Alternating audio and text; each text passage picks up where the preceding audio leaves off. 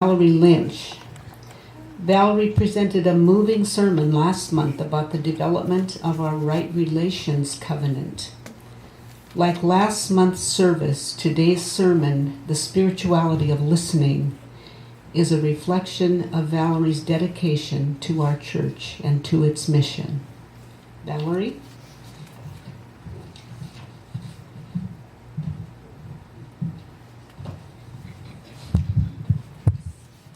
Thank you. Good morning. This morning, I'd like to offer some reflections on the spirituality of listening. What is listening anyway? It's not the opposite of talking. That's waiting.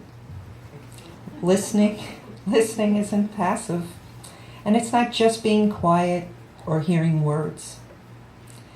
Rather, it's a way of connecting. At its best, it creates a very deep connection.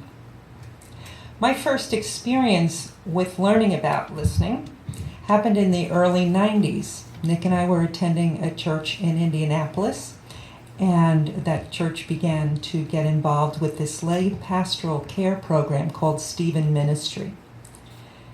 Stephen Ministry is a listening ministry for lay people.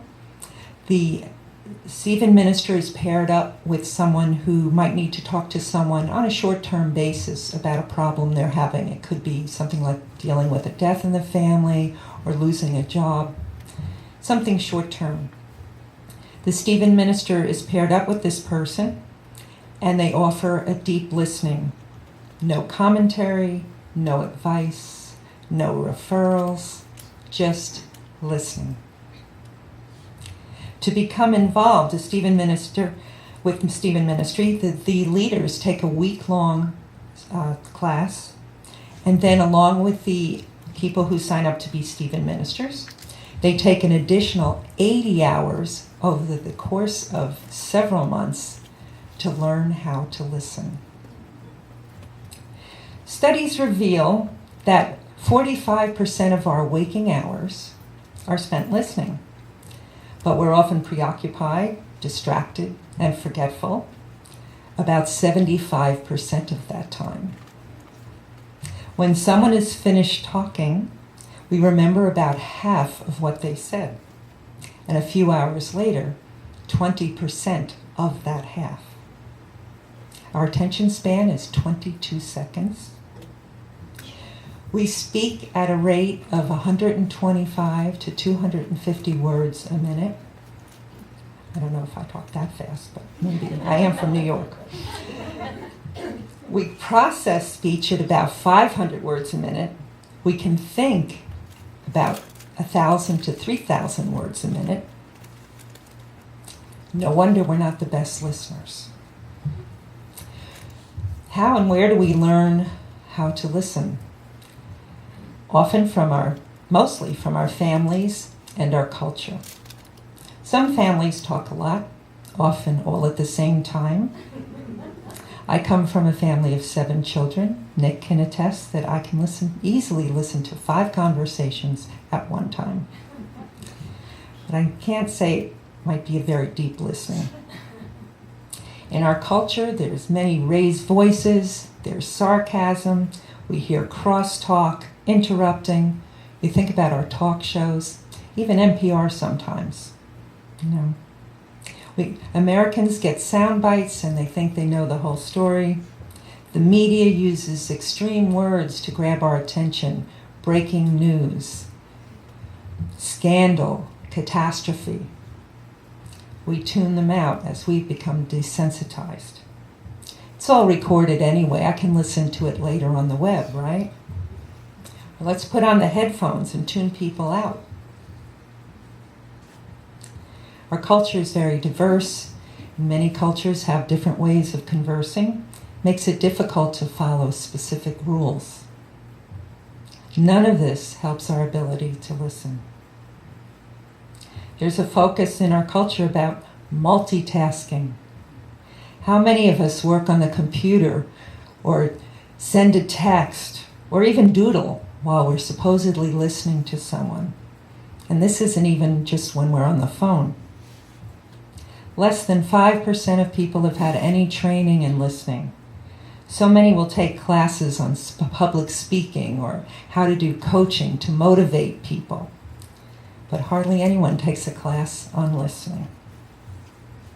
I've been rereading 2 books recently in preparations for my right relations work with the board and for this talk. One is The Sacred Art of Listening, and then The Practicing the Sacred Art of Listening, both by Kate Lindell. And I learned a lot from the book, first time and the second time I read it. Reminded that listening is a choice. We can tune someone out or sometimes allow our filters to get in the way. Our filters are our beliefs, prejudices, expectations, intentions, the ideas that we already know what this person is going to say anyway. We wait for answers to our questions that are going on in our head while this person is talking, and we never really listen to what they are trying to say. Listening is a gift. Theologian Paul Tillich says, the first duty of love is to listen. It's a gift to the person being heard as well as the gift to the listener. It's a practice, working on the ability to create an open space for listening, a safe place, an ear for a person to share. Are there times in your life when you didn't listen when you had the chance to, or when you did? There have been more than a few times when I didn't. One that still haunts me is when I had gone to New York City from Indianapolis, where I lived at the time, right after 9/11. I took the first weekend flight after the air travel was restored. And I had to walk down to the Trade Center as there were no subways or cabs or cars or trains running. It was a very haunting time. That night, I went down again to the area with my cousins who had lived not too far from the zone. There were so many people just walking around and just standing there looking at the rubble, nobody really knowing what to do. At one point, a small group of people were walking by and they were kind of laughing, but knowing that people deal with stress at different times, I didn't think too much of it. But there was a man by himself, and he started to get upset about this. Fortunately, the group kept walking on, but the man just stood there. And we were just there looking at this rubble. You're about a half a block away, and they have the barricades, and the police were saying, sorry, you can't go any further. But there was just this, it was just unbelievable. It was so haunting, I should say. But I saw this man standing there, and he just calls out. He was the best friend I ever had. This little voice in my head said, just go over and ask him what his friend's name was. I didn't do it. It was just a little thing, and I didn't do it. I can't say why. Could have been my cousin started talking. I got distracted somehow. But what I do remember, even 14 years later, is that I didn't listen. And I didn't take the opportunity to listen to this person, and I could have. I promised myself I didn't want to ever do that again. Another opportunity came. This time I was answering phones at an Episcopal church where I was working. It was late in the day, no clergy around. A call came in, as it often does, to downtown cities in Indianapolis, people looking for financial assistance. A woman called and she needed some help.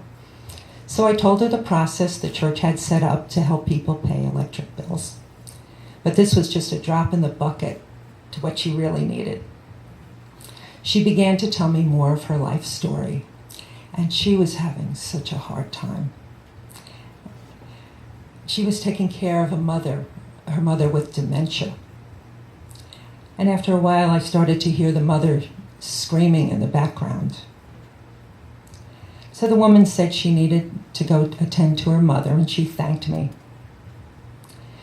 So I told her, I wish there was something I could do to help. I wish there was something more we could do. And she says, oh, but you did. I've been making calls all day long, and you're the only one who listened. That was such a gift. Are there times you can think of when you were really listened to? At maybe times that you weren't? At the same Indianapolis church where I worked, I'd started working, the staff here started working with a man named Bill Weber. He was a communications consultant, and he often worked with hospital chaplains, and he led leadership workshops. And some of the staff had volunteered to work with him in small group settings over a 2-year period, and we had to work on our communication and leadership and listening skills. At one session, this 9/11 incident that I just talked about came up when it was my turn to talk. It was at a very emotional point when 2 coworkers entered the room late, and they started to make a rather loud entrance. Oh, we're so sorry to be late. We had to do blah, blah, blah, whatever. The interruption almost broke everything for me. Immediately I felt, okay, well, don't worry about it. Let's just move on. But Bill and the others were listening so intently, it was like the latecomers weren't even there. I had never felt so listened to in my life, and I don't know if it's happened again. And when it was done, I could barely keep from crying. No one said, oh, I know what you mean, or I've been through something similar, or oh, don't feel bad, it's okay, maybe it just wasn't meant to be. They just listened, and they offered their love and no judgment and no offering a solution. We were just sharing a human experience. What a gift that was.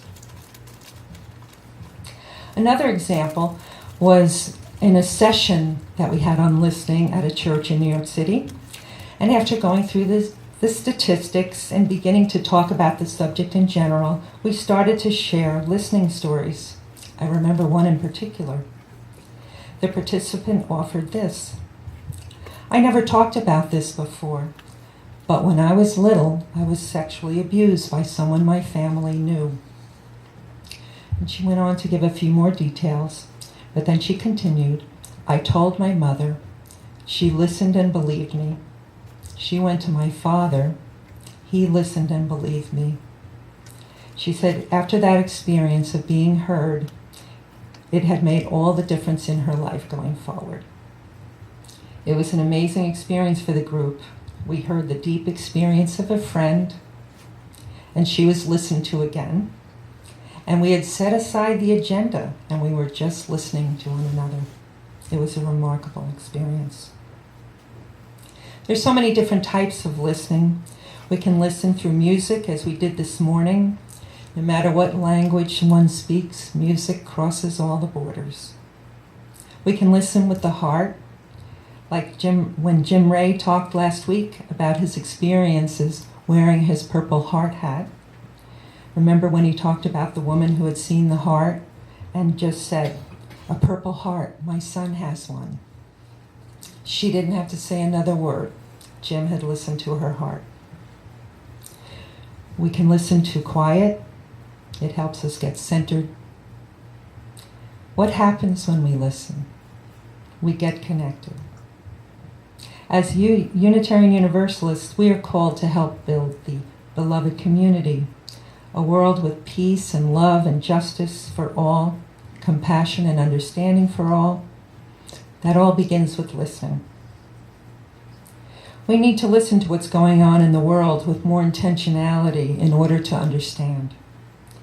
Someone recently said, Malala, the girl who just won the Nobel Prize, she was shocked because no one was listening. She won the Nobel because finally somebody did. Do we know other girls that are doing similar acts of courage throughout all countries, including Yemen. There are so many stories of lives we need to hear about. My Yemeni exchange student son, Omar, posted recently a quote from a gentleman named Faris Yusuf. "If you come only to help me, you can go back home. But if you consider my struggle as part of your struggle for survival, then maybe we can work together." I believe Mr. Yusuf is Palestinian, but this could be said by many people from many different countries throughout the world.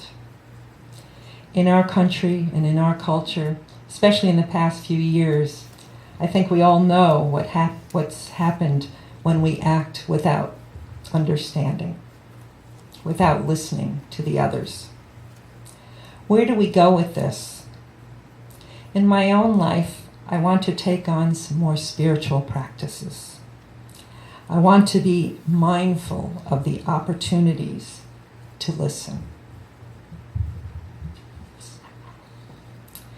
I want to think about, who do I need to have a conversation with? Also, who might need a listening ear? I want to search out more of what's going on in other cultures and other places, in countries we never hear about on the news. I plan to seek out more exercises on the practice of listening. TED Talks has a great little series on the importance of listening that I just discovered last night. Some churches have small group ministry, and people will get together in small groups to practice deep listening in an intentional way. Perhaps we could start one here at West Valley. I'm learning that deep listening is an opportunity to share our humanity. We can start with each other, find opportunities to really listen to each other. Your board will start working on deep listening practices this fall. And we can go outward from there. Through relationship and listening, we can bring about that beloved community that the world so desperately needs. Let us all try to give others and ourselves the gift of listening. Thank you.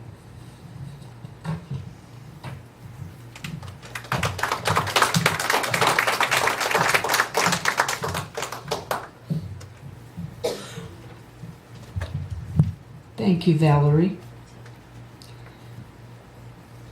And now, as I extinguish our chalice, I'll extinguish the flame, and then we'll read our mission statement, put it in the order of service in unison.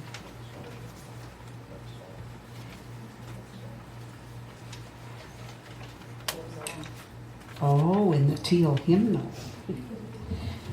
Hymn number 1023 in the teal hymnal first. Sorry about that.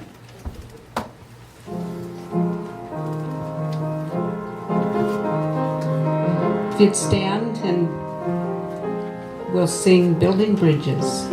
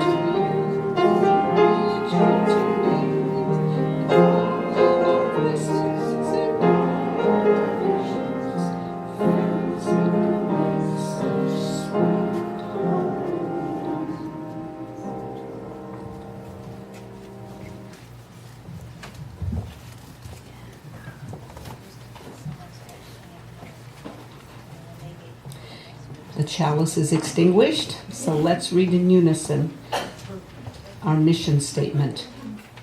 This church provides a safe place to celebrate diversity, draw inspiration for our lives, foster social and environmental justice, and compassionately support each other in our spiritual searches. To close our service, please remain seated and enjoy the postlude.